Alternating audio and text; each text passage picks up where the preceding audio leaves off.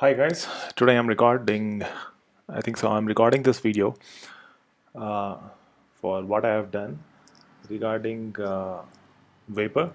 So I was going through my tutorials of Linda, which I have a purchased account, and I have installed Vapor. So as you can see over here, I ran through some of the commands, and all these commands which I ran into over here, and I've also been going through their sites. So once you are over here, let me take you exactly over here to the Vapor docs, and so this is my local host 8080 where it is working. So this is what I did over here, local host, and I have installed all the dependencies over here, and my terminal where I have to open the Xcode project. So these were all the commands that I went through all. Okay.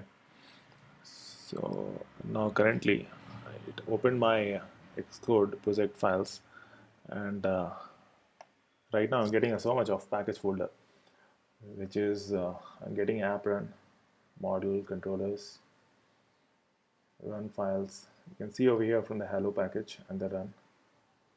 So now if I just try to build it, let's say I just want to build it, iPhone 6, whatever I choose.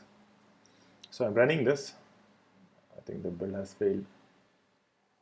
Uh, Unable to resolve product. Okay, unable to resolve product type for platform iPhone simulator.